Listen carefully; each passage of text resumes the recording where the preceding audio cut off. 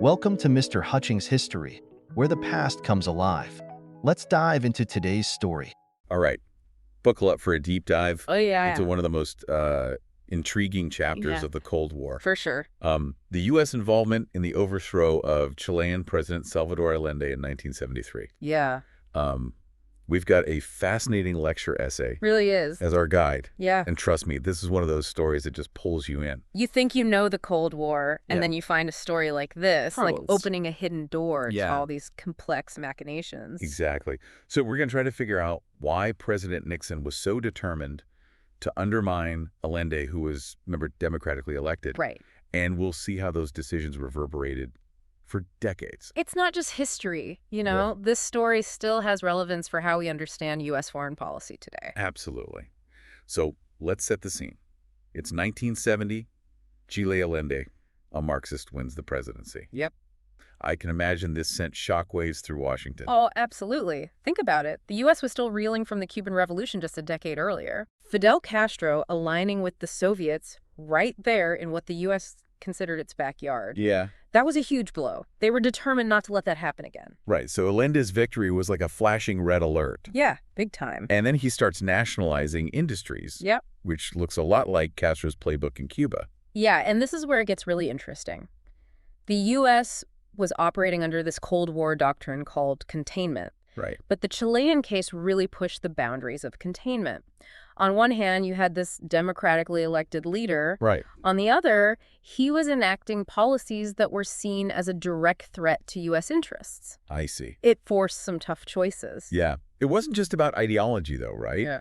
Weren't there some pretty significant U.S. economic interests in Chile at stake, too? For sure. U.S. corporations had huge investments in Chile, Okay. particularly in the copper industry. Right. When Allende nationalized companies like Anaconda and Kennecott, Yeah. that hit them where it hurt their wallets. It wasn't just a political issue, it was an economic threat, too. Right. And I bet that fueled the fire even more. Oh, yeah. So we've got this potent mix of ideological fears, Yeah, Cold War tensions, and economic anxieties brewing. absolutely. And that's what sets the stage for Project FUBELT, right? That super secretive CIA operation to destabilize Chile. Yes, Project FUBELT.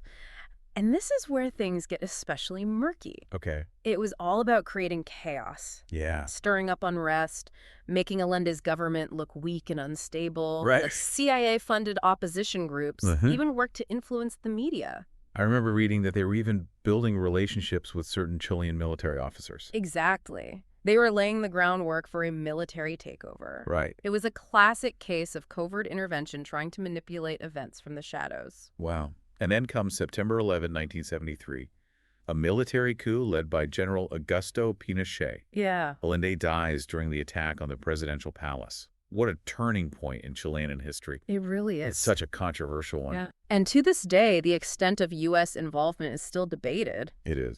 We know the CIA was aware of the coup plot, but were they directly involved? Did they actively encourage it? Right. Those questions are still being wrestled with.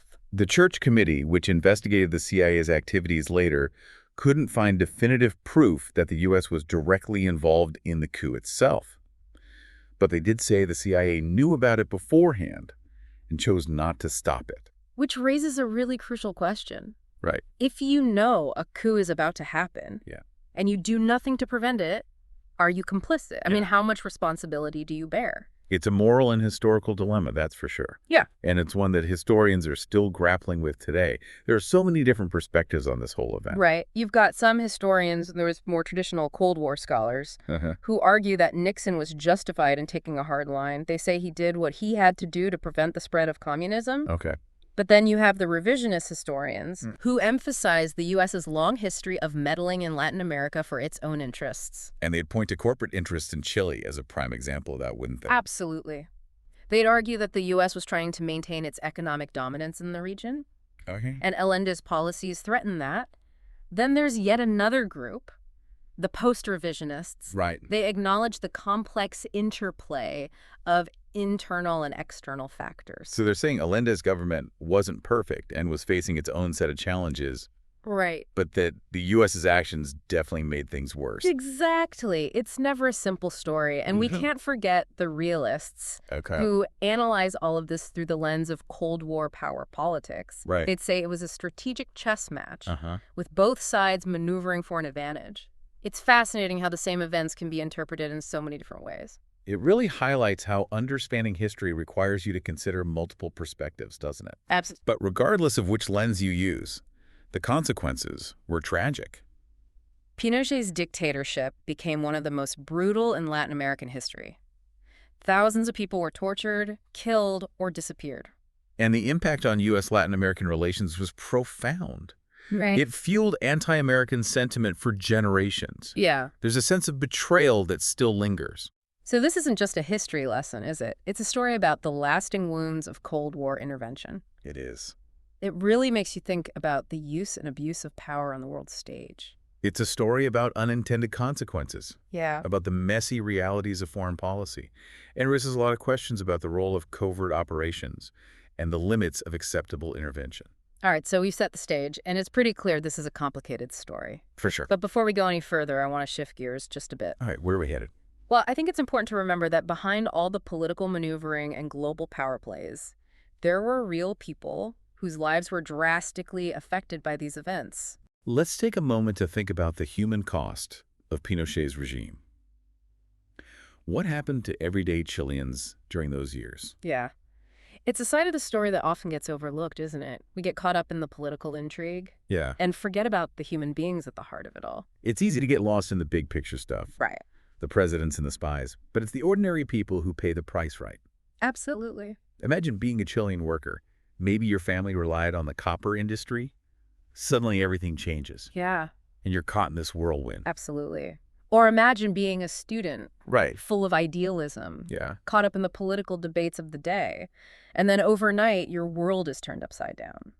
Free speech is suppressed. Dissent is met with brutality. Yeah, it's a stark reminder that history isn't just dates and names. Right. It's about lived experiences. Exactly. It's about families being torn apart, lives shattered, and a whole society grappling with trauma and fear. There's so many stories of courage and resilience, but also unimaginable suffering. And those stories are essential for understanding the true cost of what happened in Chile. Yeah. We can't just look at the political machinations. Right. We have to look at the human consequences, too. I read about the mothers of the disappeared, those who protested every week in the Plaza de Mayo, demanding answers about their missing loved ones. They never gave up hope, even in the face of such immense loss and state-sanctioned violence. Their courage is truly inspiring, and their stories force us to confront the human toll of these events, the pain that continues to reverberate across generations. Wow. It's a reminder that the past isn't really past. Yeah. It shapes who we are and how we understand the world. It makes you think, doesn't it? Yeah. About how fragile democracy can be, how quickly things can change. It does, and it makes you question the choices made by powerful nations. Yeah. The long-term impact of their actions, the legacy of the Cold War with its interventions and proxy wars continues to cast a long shadow. We see it in the lingering tensions between the U.S. and many parts of Latin America, in the ongoing struggles for justice and accountability, in the very way we approach international relations today. It's fascinating how this one event, this Chilean case study, can illuminate so much about the complexities of the Cold War and its enduring legacy. It's like a microcosm of the larger forces at play: ideology, power, the struggle for influence, and the human cost of it all. It reminds us that history is not just a collection of facts and dates. Right. It's a tapestry woven from countless individual stories, choices, and consequences. For sure. And those stories can teach us valuable lessons about the past and help us navigate the present. And hopefully they can guide us toward a future where the mistakes of the past are not repeated. Well said. Now, as we wrap up this deep dive, I want to leave our listener with a final thought to ponder. We've explored the historical context, the political maneuvering, the human consequences. But there's another layer to the story that I think is worth considering. I'm intrigued. What are you thinking about? Well, I keep coming back to this question of how we judge the actions of powerful nations like the U.S., in this case, within the context of global rivalries like the Cold War. That's a big one. It's a question that historians and political scientists have grappled with for decades. It is. Is there ever a justification for intervening in the affairs of other countries? even if it's done in the name of national security or ideological goals. Where do we draw the line between protecting our interests and respecting the sovereignty of other nations? And how do we weigh the potential benefits of intervention against the potential costs, both in terms of human suffering and long-term political instability? There are no easy answers. It's a moral and ethical minefield. Absolutely. And it's something we have to keep wrestling with, especially in today's world, where global power dynamics are constantly shifting and the stakes are so high. This Chilean case study provides a powerful lens through which to view these questions. Right. It forces us to confront the uncomfortable truths about the exercise of power, the limits of intervention, and the enduring consequences of decisions made in the name of national interest. And it reminds us that history is not just a distant echo. It's a living presence that shapes our world in profound ways. Yeah, it really makes you think about those ripple effects, doesn't it? Absolutely. How actions taken decades ago can still be shaping the world we live in today. And it's a reminder that we can't just look at history as a series of isolated events. Everything's connected. And the choices we make today will have consequences that stretch far into the future. You know, it's funny. We often think of the Cold War as this bygone era, but the more I learn about it, the more I see those Cold War dynamics still playing out Oh, yeah. in different ways today. I completely agree. We still see powerful nations vying for influence, using a mix of overt and covert strategies. Yeah. The players may have changed, the ideologies might have evolved, but the underlying power struggles are still there. It makes you wonder what Nixon or Allende would make of our world today, right? Yeah. A world where the lines between democracy and authoritarianism are often blurred, where technology has given governments and corporations unprecedented power to monitor and manipulate information. It's a question worth pondering.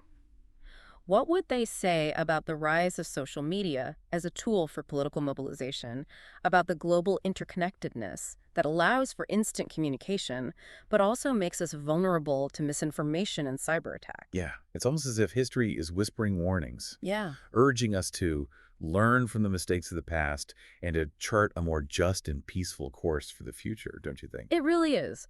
And this deep dive into Nixon and Allende's Chile, it's not just about understanding a historical event.